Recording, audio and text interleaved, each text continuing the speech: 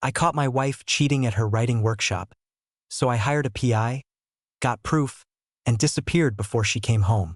My name is Daniel Brooks, but my friends call me DB. Never Dan. There's always some drunk idiot who tries to act friendly and calls me Dan. "So, Danny, what do you do?" they ask. And I usually reply, "I invented a device cops can use from 40 feet away to detect if someone's drunk. They're installing it on traffic radars now." That usually ends the conversation. In case it's not obvious, the device isn't real. But honestly, I have very little patience for stupidity. If you lie to me, things only get worse. I'm a pretty simple guy. I like my life. I like my routine. I take pride in my work. I'm an engineer at a large national company with offices across the US. I have a solid group of friends. I'm not much of a drinker, but I'll grab a beer with them once in a while. If I'm being honest, I love nachos. That's my weakness. If I don't watch myself, I can put on weight fast, so I try to stay in decent shape for my age. I used to go sailing whenever I could, but a wife and 2 daughters take up time. Eventually, I sold the boat. Just one of many compromises I made over the years to spend quality time with the people who mattered most. My wife, Laura, and I had been married for 25 years. She's a high school English teacher. We have 2 daughters, Megan and Sophie, both in college now.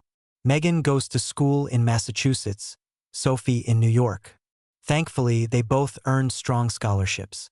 We live in North Carolina, in the Research Triangle area. Great schools, great tech jobs, great place to build a life. I'll admit I was a little disappointed they chose schools up north. But I get it. They needed to step outside their comfort zone. Our daughters are incredible. Smart, funny, kind, grounded. I worry about them every day, but I trust their judgment. When they left for college, everything changed. For the first time in decades, it was just me and my wife again. And honestly, I was looking forward to it. I imagined coming home every evening to a loving partner, reconnecting, rediscovering each other, like a second honeymoon, dinner dates, theater, movies, traveling, all the things we didn't have time for when we were raising kids. But reality didn't turn out that way. Looking back now, during that first year as empty nesters, I started noticing changes in Laura. At first, they were subtle, but over time, they became impossible to ignore. Her interests started shifting. Her priorities changed. At first, I thought she was just rediscovering herself now that the kids were gone. But eventually, I realized something deeper was happening. Laura teaches English with a focus on creative writing. To be fair, she's also an aspiring writer. But she never really had the time to fully pursue it, between teaching and raising kids. She'd write during summers, or when she could carve out an hour here and there. She submitted essays to literary journals. Got rejected. A lot. The great novel she always dreamed of writing never happened.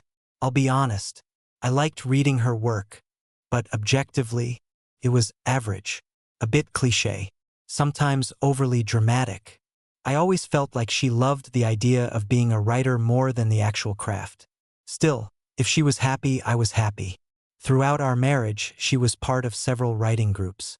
You know the type: people meet, share their work, give feedback. Some groups were genuinely helpful. Others felt more like mutual admiration clubs.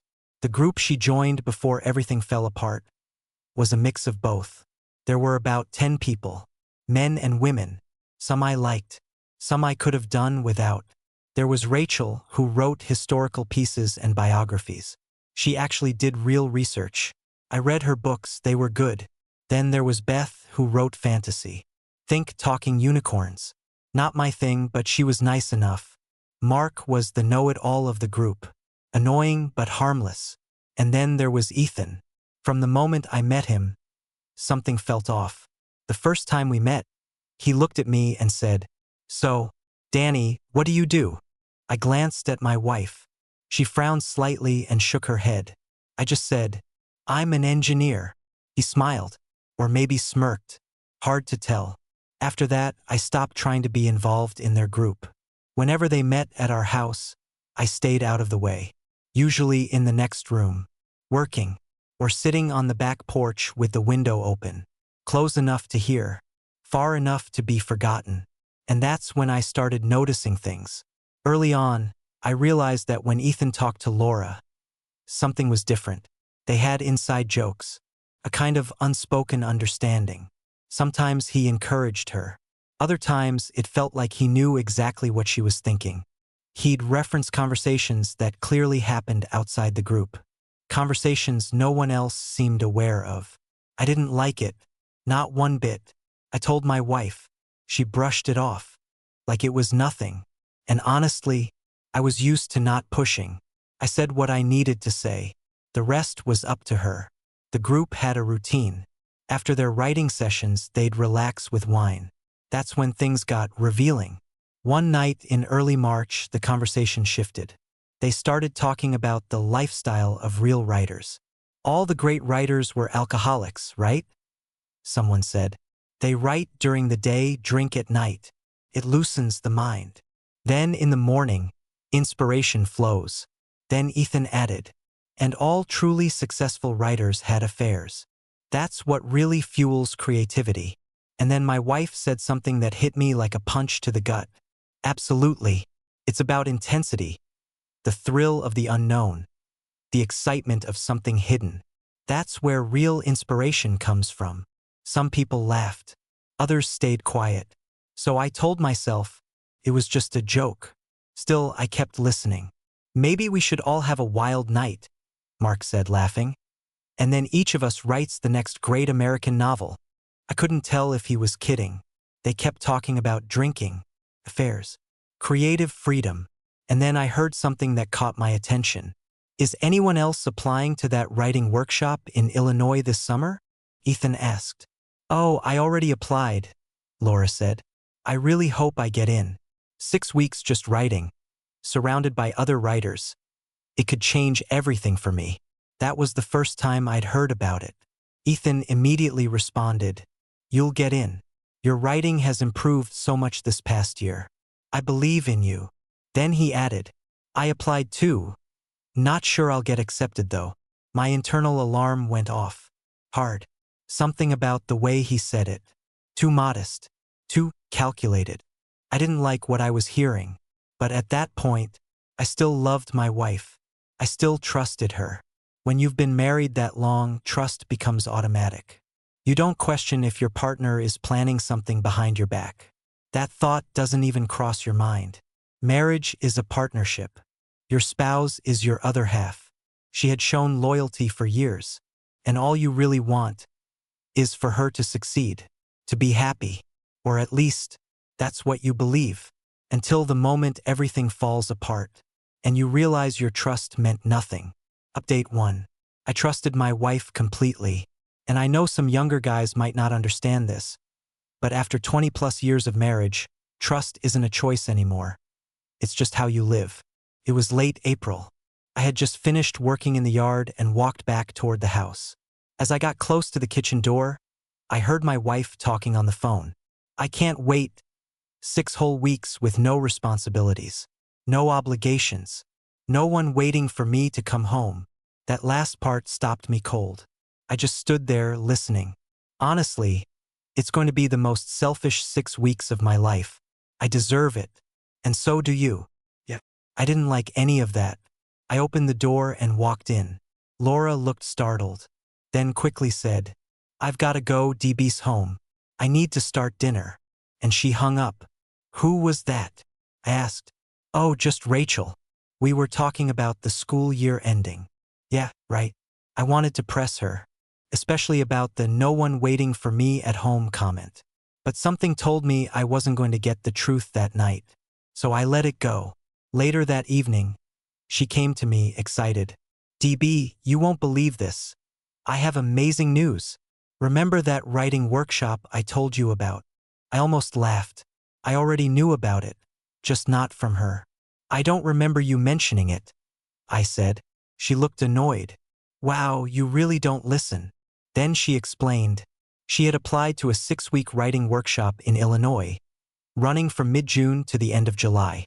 Lectures, guest authors, group discussions, writing sessions, and she got accepted. I smiled. That's great, honey. I'm proud of you. We can make it work financially. Then I added, maybe I could take some time off and come with you. I'd love to sit in on some of those talks. Her reaction, not what I expected. Oh, we can talk about that. It's going to be really intense. I won't have much free time to spend with you. There it was again. That feeling. I tried to lighten it. Hey, I'm low maintenance. I can just be the guy making coffee for the group. She gave a half smile. Yeah, that could be cute. We'll see. I've heard that tone before. We'll see usually means no. I get the feeling you don't want me to go with you, I said. Oh no, not at all, she replied quickly. I just think you'd be bored. You're into computers and engineering. This is writers talking about big ideas. I didn't say it out loud, but in my head I was screaming. I'm not an idiot. She tried to backtrack. I didn't mean it like that. I just mean you're more detail-oriented. Writers think about bigger life questions. I stopped listening. It was clear. She didn't want me there. I'm sure you'll do great, I said, because at that point, I already knew. That night, after she went to bed, I went online. We have AT&T, they log call history and texts. Incoming, outgoing, everything. The call I interrupted earlier, it wasn't Rachel. And if it was Rachel, then she was using Ethan's phone. It's amazing how fast 25 years of trust can crack. The moment you catch your spouse in a lie. Over the next few weeks, she became completely absorbed in that workshop. I tried multiple times to talk about visiting her, joining her, even just stopping by for a few days. Every time she shut it down. Then she changed tactics, from excuses to manipulation. DB, I have amazing news. I bought you and Jake tickets to a fishing lodge in northern Canada at the end of June. You can go together, catch those big trout you're always talking about. It was expensive, but I wanted to thank you for being so understanding about my workshop. And I felt bad that you'd be stuck alone. So I want you to have fun too. Yeah. That didn't sit right with me either. Thank you, I said. That's thoughtful. But honestly, I'd rather spend that time with you. We've already talked about this, she replied. It doesn't make sense for you to come. I'll be busy the whole time. I'd feel bad leaving you alone. I looked at her carefully. Her face, her eyes. There was something there. Not guilt, not hesitation, condescension. Thanks, honey. Canada sounds great, I said, but there was no enthusiasm in my voice. Because at that point, I was already making a plan. That night, I went down to the basement. Our house is older. There's a floor vent that carries sound between levels. And the landline phone sits right above it. I was working quietly, thinking, planning. Then I heard her voice upstairs. On the phone again. Yeah, I gave him the tickets. He's still unsure. I know. I'm trying to convince him he wouldn't enjoy it. No, I can't just tell him not to come. I want to keep the marriage intact. I just need him to give me some space. A few weeks to enjoy myself. I deserve this. I've earned it. Pause. Yeah, I want to spend those weeks with you too. That was it. Okay. Let's wait a little. I think he'll come around. Okay. Babe, I miss you too. Write something amazing for me tonight. Call ended. I just sat there, silent. I'm not stupid. Either she was already having an affair, or she was planning one. Either way, I needed answers. It took me about 20 minutes to collect myself. Because I realized something I never thought I'd become. I needed to lie, at least for now, until I had a plan. I shouted upstairs, in my most normal voice, Laura, I'm heading over to Jake's to tell him the good news. That's great, honey. Have fun, she called back. And just like that, I walked out, through the basement door. I needed space. Jake has been my best friend since we were kids. If there was anyone I could talk to, it was him. You're kidding me, he said. No way. She wouldn't do that to you. Maybe not, I said. But she's definitely trying to keep me away from that workshop. And she just called someone babe. And it sure as hell wasn't me. We sat in silence for a while. That's how guys process things. No speeches, just presence. You need to talk to her, Jake said finally. You can't live like this for months, assuming the worst. And what is she going to say? I asked. You think if I check the phone records tonight, it won't be Ethan? You think she'll admit who she's calling babe? I wouldn't bet on that. So what's your plan?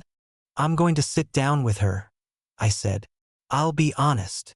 I'll tell her I love her, that I'm hurt she doesn't want me there, and I'll ask her directly what's going on. You think she'll tell you the truth? No, but she'll understand something else, I said. That I love her, and that if she cheats, it's over. She'll probably try to convince me I'm imagining things. Tell me to go fishing. I paused, then added, by the way, I've got 2 tickets to a fishing lodge in Canada. One of them has your name on it. He laughed. Wow, what a generous friend. We talked, drank a bit, thought things through. For a few hours, I almost felt normal again. When I got home, after dinner, I asked Laura to sit with me in the living room, and I told her everything. Well, almost everything. Some things I kept to myself. For now. Laura, I said, I have a serious concern. I don't think you've been completely honest with me about this writing workshop. I overheard your group talking about it back in March, but you never mentioned it to me until now. I also heard the conversation about writers having affairs, and I didn't find that funny. You talked to Ethan about this trip, but when I ask you, I get half answers or lies. You know how I feel about him, and when you told me you got accepted, you actively discouraged me from coming. I didn't have to go. I wanted to be there with you, to support you. Instead, you made plans to send me somewhere else, without even talking to me about it. It feels like you're trying to keep me away while you're in Illinois. I don't think you've been honest with me, and I'm starting to wonder, have you been faithful? She looked shocked. DB, I would never do anything like that, she said. Where is this coming from? You're my husband. I just want you to have a good time. It really hurts that you'd think something like this about me. I love you, I said quietly. I always have. But I can't ignore what I'm seeing. Are you planning to betray me, Laura? Is this workshop your way of escaping our marriage? Update 2. Hey Reddit, that conversation. It was the end of anything resembling understanding between us. No resolution, no warmth, no reassurance. Emily completely lost it. She either screamed at me or gave me the coldest silence I've ever experienced. And that silence didn't end that night. It stretched across the entire next week. She used it like a weapon, trying to pressure me into backing down, into doubting myself, into surrendering. But it didn't work. If anything, it did the opposite. It made everything clearer. Still, I realized we weren't getting anywhere like this. So eventually, I did something I never thought I would do. I let her think she won. Because the truth is, if she wanted to cheat, there was nothing I could do to stop her. And based on what I overheard, there was a real chance she already had. So I played along. I thanked her for the Canada fishing trip. I acted grateful. I went through the motions. But inside, I was already gone. And the moment she got what she wanted, my compliance, her behavior flipped like a switch. Suddenly, she was warm again, attentive, acting like the perfect wife. It wasn't love. It was conditioning. She rewarded the version of me that stayed quiet and didn't question her. That's when I knew for sure I was being manipulated. The writing seminar in Illinois was about 500 miles away. I didn't know anyone there, didn't have any connections. So I asked a colleague what he did when he suspected his wife was cheating. He gave me a number. Private investigator. Best decision I could have made. The setup was perfect. The seminar was held on a large university campus. Open access, lots of movement, shared spaces. People eating in dining halls, going to bars, staying in dorms. Plenty of opportunities to observe without being noticed. Some of the students there were even willing to help for the right price. Around that time, our daughters decided to stay at their universities for the summer to work in research labs. So it was just Emily and me in an empty house. And I tried. I really did. I took her out to dinners, cooked for her, planned little outings, tried to reconnect. She seemed to enjoy it. And for a moment, I almost believed we were fixing things. But every time I told her I loved her, I felt it, that subtle distance, that lack of depth, that indifference. And slowly the pieces came together. It wasn't that she stopped loving me. It's that she got used to me. I became background noise, stability, a guarantee. She believed she could walk away, chase excitement, take a break from our marriage, and I'd still be there waiting when she got back. That realization changed everything. On the day she left, I couldn't stay silent. We stood by the door as her airport shuttle arrived. I hugged her tightly and said, "Please, don't do anything that could destroy our marriage." She pulled back, clearly annoyed. "I'm so tired of you not trusting me," she snapped. "When I get back, we're going to have a serious talk about this." Then she gave me a quick, empty kiss on the cheek, grabbed her bags, and walked away. She didn't even look back. And in that moment, I knew it was over. 25 years, 2 grown daughters, gone. The investigator got to work immediately, and according to him, they didn't even try to hide it. Apparently, she took off her wedding ring before she even landed, told people she was recently divorced. My wife, Emily, and Daniel became inseparable from day one, holding hands, kissing, acting like teenagers in love. They had separate rooms, but only used one. Every night, the PI installed a discreet camera in the hallway. At one point, 2 operatives managed to slide a tiny lens under the door. The footage confirmed everything. And more. No protection. No hesitation. No guilt. That was it for me. There was nothing left to save. Everything else the team gathered after that, photos, videos, audio, was just confirmation of a decision I had already made. Still, it wasn't easy to see or hear. The audio recordings were the worst. Hearing them laugh about me. "He keeps texting me about the fish he's catching. He's so happy there," she said, laughing. "Good. Keep him distracted," Daniel replied.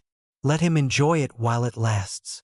When I get back, I'll deal with him and his accusations," she added. "Deal with him? You're literally sleeping with me every night," he joked. And she laughed. She laughed. At some point, she even said, "He's holding me back. I'm a writer, for God's sake. And he's stuck in his little world of circuits and measurements." That's when it hit me.